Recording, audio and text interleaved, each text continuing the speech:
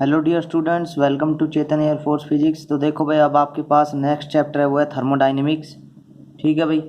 और आपके पास देखो भाई पीडीएफ भी दे दी गई है डिस्क्रिप्शन में। और भाई चैनल को सब्सक्राइब लाइक शेयर करो भाई, ठीक है। देखो फर्स्ट क्वेश्चन के साथ क्या कह रहा है, change in internal energy when 8 gram of air is heated from 1 degree Celsius to 3 degree Celsius, specific heat of air at constant volume is 0.172 calorie per gram. ठीक है भाई। तो आपके पास देखो क्या कह रहा है, मेरे पास एक फॉर्मूला होता है भाई, डेल्टा क्यू। जो आपके पास फॉर्मूला होता है वो होता है m c v delta T. ठीक है, डेल्टा क्यू की वैल्यू क्या होती है, m c v delta M. देखो डेल्टा क्यू की वैल्यू क्या होती है, m c v delta T.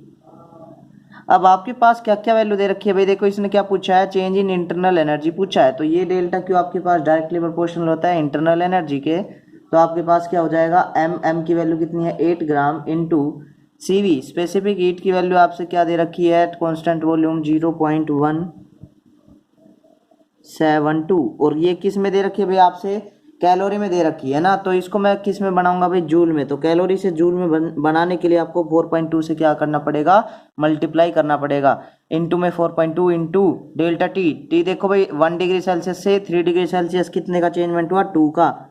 जब आप इसको सोल्व करोगे तो आपके पास वैल्यू आएगी 16 इंटू 4.2 से, और फिर जब 0.172 से करोगे आपके पास वैल्यू आ जाएगी 11.5। भाई ये करके देख लेना आप, ठीक है।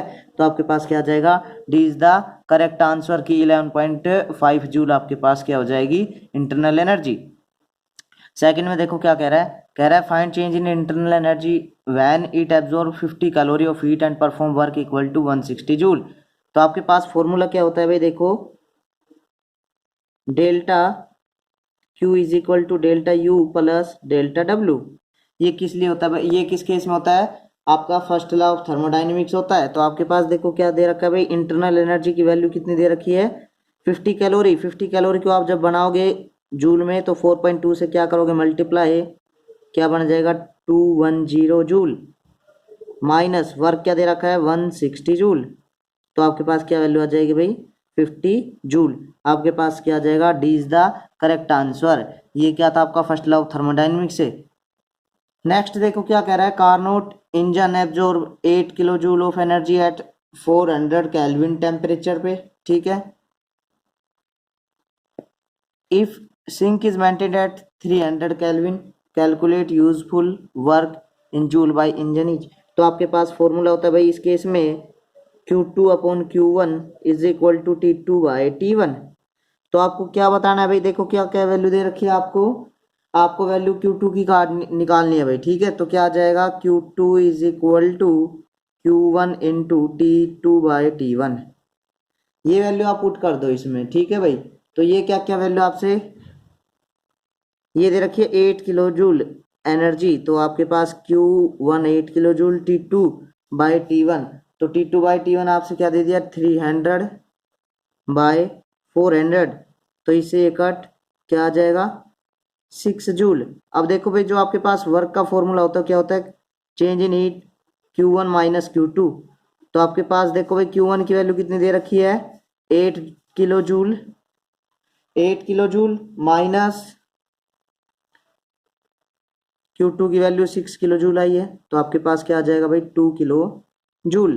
तो आंसर इज फर्स्ट। ठीक है भाई, क्या किया है, कुछ नहीं किया, फॉर्मूला लगाया Q2 by Q1 is equal to T2 by T1 का। नेक्स्ट है इन आइसोबारिक प्रोसेस। तो आइसोबारिक प्रोसेस में आपके पास क्या क्या भाई, आपके पास चार टर्म होती है। प्रेशर इज कांस्टेंट, आइसोकोरिक में वॉल्यूम कांस्टेंट, ठीक है, एडियाबैटिक में हीट, और आपके आइसोथर्मल में टेम्परेचर कांस्टेंट होता है। नेक्स्ट है refrigerator is maintain heatable kept inside 9 degree Celsius if room temperature 36 degree Celsius, calculate coefficient of performance. तो आपके पास जो फॉर्मूला होता है कोफिशिएंट ऑफ परफॉर्मेंस का, वो आपके पास क्या बनेगा भाई, कोफिशिएंट ऑफ परफॉर्मेंस का फॉर्मूला आपके पास क्या बनेगा भाई, T2 by T1 minus T2। वैसे आप अगर करना चाहोगे एफिशिएंसी निकालोगे तो 1 माइनस T2 बाई T1 होता है, और T1 माइनस T2 बाई, ये एफिशिएंसी का उल्टा हो जाएगा भाई। ठीक है, तो एफिशिएंसी का उल्टा हो जाएगा आपके पास कोफिशिएंट ऑफ परफॉर्मेंस।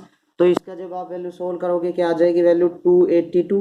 भाई इसको मैं देखो 9 डिग्री को क्या लिखूंगा 273 ऐड करूंगा केल्विन में आ जाएगा divide by T1 minus T2 तो 36 ऐड करोगे तो क्या आ जाएगा 309 minus 9 degree Celsius 282 is equal to 282 divide by 27 और ये वैल्यू आपकी आएगी भाई लगभग 10.4। तो आपके पास क्या आंसर आ जाएगा C is the correct answer. देखो नेक्स्ट में क्या कह रहा है, कह रहा है Carnot engine working between 300 kelvin 700 kelvin has output 1200 joule per cycle, what is the amount of heat energy supplied to the engine from source per cycle. तो भाई आपके पास इस केस में क्या होता है, आपके पास होता है change in temperature divide by temperature T1 और ये आपके पास क्या होता है वर्क अपॉन हीट। ठीक है, तो आपके पास हमें क्या निकालना है भाई, आपको यही निकालनी है भाई Q। ठीक है, अमाउंट ऑफ हीट। तो ये इसके लिए क्या फॉर्मूला होगा Q is equal to T1W divide by T1 minus T2। और भाई T1 और W, तो T1 की वैल्यू आपसे क्या दे रखी है भाई, T1 की वैल्यू आपसे दे रखी है 700, ये दे रखी भाई। ठीक है, वर्क होने के बाद आपके पास जब आउटपुट हो तो उसके इसमें T1 ये और T2 ये, तो ये हो जाएगा 700 इंटू W की वैल्यू क्या दे रखी है भाई, ये 12 divide by T1 minus T2 तो 700 माइनस 300 400, इससे ये कट आपके पास क्या वैल्यू आ गई भाई 2100 जूल पर साइकिल क्या आ गई ये हीट की। तो आपके पास क्या आ गया, B is the correct answer. Next देखो क्या कह रहा है, कह रहा है heat is not being exchange in body if its internal energy increased then. भाई इंटरनल एनर्जी आपके पास डायरेक्ट टेम्परेचर पे भी डिपेंड करता है, तो आपके पास क्या हो जाएगा, ये भी क्या होगा इंक्रीज होगा। A system is provide with 200 calorie of heat work done by system surrounding the total energy then its energy. तो देखो भाई आपके पास वही फॉर्मूला क्या होता है भाई, फॉर्मूला आपके पास delta Q is equal to delta U plus del W। तो देखो भाई क्या कह रहा है, कह रहा है system is provide 200 calorie of heat. ठीक है, तो हीट की वैल्यू आ गई आपके पास, ये आ गई 200। ठीक है, वर्क डन सिस्टम इज 40, तो ये हो जाएगा 2 इंटू 4.2 840 जूल। ठीक है, तो भाई क्योंकि कैलोरी से किस में चेंज किया मैंने, जूल में, तो 4.2 से मल्टीप्लाई करूंगा तो आपके पास क्या हो गया ये 840 जूल इज इक्वल टू, और वर्क डन बाय सिस्टम दे रखा है 40 जूल, तो ये दे रखा है 40 joule plus delta U. Delta U की वैल्यू पूछी है इसने, डेल्टा यू क्या हो जाएगा 840 minus 40 is equal to 8 joule. तो ये क्या हो गया प्लस, तो मतलब क्या हो गई इंक्रीज बाय 800 जूल।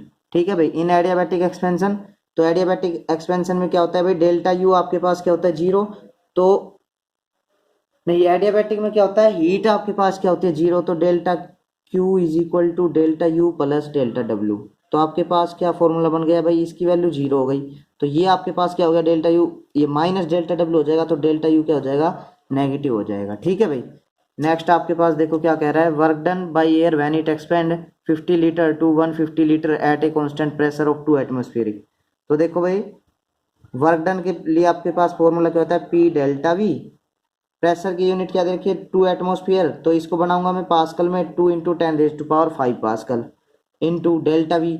वी की वैल्यू कहाँ से कहाँ तक है भाई 150 से ये चेंजमेंट हुई है 50 तक। ठीक है, इंटू ये लीटर में थी तो इसको बनाऊंगा मैं मिलीलीटर में 10⁻³ से। अब देखो 2 इंटू 10⁵ इंटू ये आपके पास क्या हो गया 100 इंटू 10⁻³ ये 5 ये 7, तो आपके पास क्या बन गया भाई 2 इंटू 10⁻7 माइनस 3 क्या हो गया भाई 2 इंटू 10⁻4 जूल। ठीक है भाई, तो आपके पास क्या आ जाएगा, ये आपका करेक्ट आंसर हो जाएगा। देखो भाई नेक्स्ट में क्या कह रहा है आपसे, कह रहा है 300 ml of gas at 270 degree Celsius 27 degree Celsius is cooled at 7 degree Celsius at constant pressure then its final volume will be. तो देखो भाई चार्ल्स लॉ क्या कहता है, चार्ल्स लॉ कहता है जब कांस्टेंट आपके पास प्रेशर हो ना, कांस्टेंट प्रेशर हो तो V is directly proportional to T इसी तरीके से V1/T1 is equal to V2/T2। तो आपसे क्या ठीक है भाई, तो आपको क्या निकालना है भाई, V2 निकालना है। फाइनल वॉल्यूम पूछिए ना, तो V2 इज इक्वल टू क्या हो जाएगा, V2 is equal to V1T2 divide by T1, V1T2 by T1।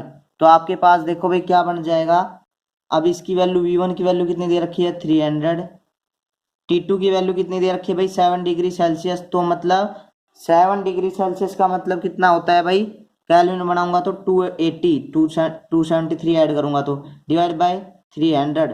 तो आपके पास क्या हो गया भाई, ये कट, आपके पास V2 की वैल्यू क्या आ गई भाई 280 ml। ये आ गई आपकी फाइनल वॉल्यूम 280 ml। ये आ गई आपकी फाइनल वॉल्यूम। क्या किया, V is directly proportional to T होता है, ये वैल्यू फॉर्मूला पुट किया, आपने वैल्यू पुट की, आंसर आ गया 280 ml। नेक्स्ट देखो लास्ट आज का, work done in which of the following process is zero. तो भाई देखो क्या होता है work done, W is equal to P delta V होता है, डेल्टा W। तो आपके पास मैं ये कह सकता हूँ, या W is equal to PV कहूँ, ठीक है। तो आपके पास जब क्या होगा, आइसोकोरिक प्रोसेस होगा तो वॉल्यूम क्या रहेगी, सेम रहेगी, ठीक है। तो इस केस में आपके पास ये जीरो हो जाएगा, तो वर्क डन भी क्या हो जाएगा, जीरो हो जाएगा। तो फ्रेंड्स ये आपके पास मोस्ट इंपोर्टेंट क्वेश्चन थे थर्मोडाइनमिक्स के। मिलते हैं नेक्स्ट वीडियो में। जय हिंद, जय भारत।